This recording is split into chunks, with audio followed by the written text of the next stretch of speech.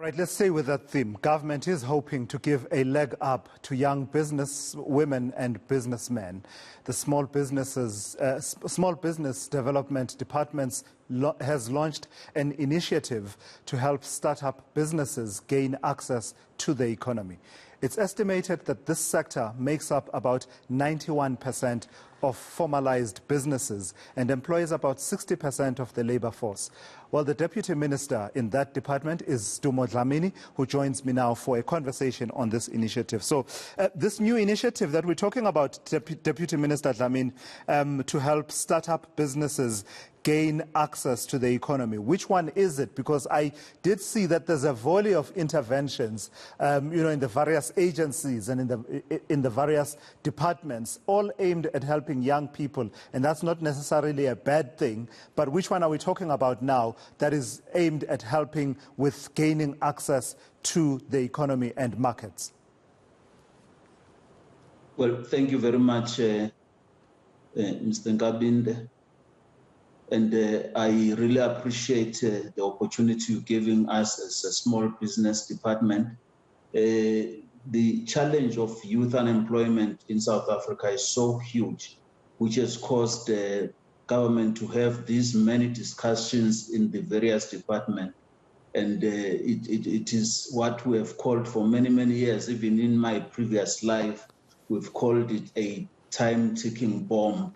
Because when the youth of a country, the majority is unemployed, it has a potential to explode in that country and create so many challenges. So we had to be following the direction by the President of the Republic 2 weeks ago, establish a youth challenge fund to allow an opportunity for this 63% of our youth in South Africa who are currently unemployed, who are looking for opportunities to do business, but also looking for jobs to create this fund so that they can access startups to start their own businesses. So this is what we are discussing here today. And thanks to the thoughts of the country's leadership, the president has presented this to all of us, and small business development department has indeed having this youth challenge fund installed in Durban 2 weeks ago. So how exactly does the Youth Challenge Fund work? How do young people faced with the grim statistics that we were seeing yesterday that you just cited now around youth unemployment and now at about 66%, where do they even begin to try and access some of the possibilities that the Youth Challenge Fund presents? Yes, indeed. They should make applications, and I will talk shortly about where and how do they make these applications, which would be identifying the youth of 18 years to 35 years. It can also be above that of age to make these applications and get the forms, fill in those forms. They must be 100% South Africans. They must be willing to employ 2 or more people in their businesses. And indeed, because the huge challenge in a country is unemployment. And I've said already that marks a bomb that when it explodes, it will not care where do you stay, Tulas, whether you have high walls. When the youth is angry, they can enter that wall with ease. So we are in that space now. And they were asking our youth in South Africa to make applications to the Department of Small Business and also to our entities, which is SIDA and SIFA. I will give you the emails if you want them, but that is how it has got to work. Also, in other areas, they can go straight to those offices and indicate that they want to apply for these opportunities. Yeah. They are not unlimited. There are limitations in South Africa, but the youth are a priority.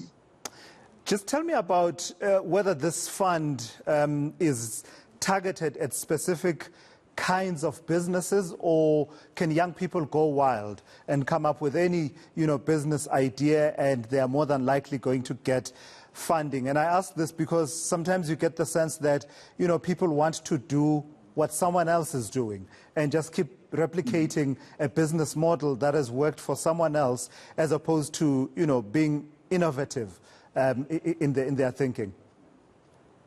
Our youth have got to be innovative. You can talk the IT industry. You can talk about spaza shops. You can talk about selling chicken. You can talk about how you're going to link with other big businesses so that you profile yourself better in that space. So it's going to be a wide range kind of an approach. Our youth have got to be leading and taking leadership in that space. All right, great initiative. Thank you for that. Do share the details. Lastly, just tell me is this funding in the form of a grant or is it a loan? And very quickly, as you answer that, just also give out the details. Yes, it's likely to be both a grant and a loan, because there's got to be conditions in whatever that is government provided, because you have got to return what you have been borrowed. And I want to give you the email address of the Department of Small Business so that your community can hear that. It's at dsbd.gov.za. That's in the department. And you would have the CIFA, which will be CIFA will be at,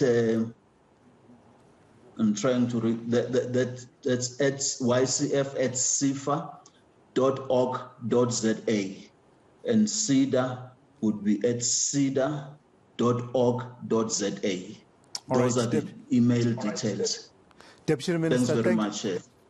Thank you for your time. I do hope, even though we've not been able to share those here and now, that there are other pathways for access to these other than the, web-based access portals, which are useful, but I would imagine that you do have other ways of people getting in touch with you. That's the Deputy Minister Sdumo Dlamini of the Department of Small Business Development. You will have heard him there referring to me as Mr. Nkabinde. I do get mistaken for one Thulasizwe Nkabinde from time to time. I assure you, I can't hold a note to save my life.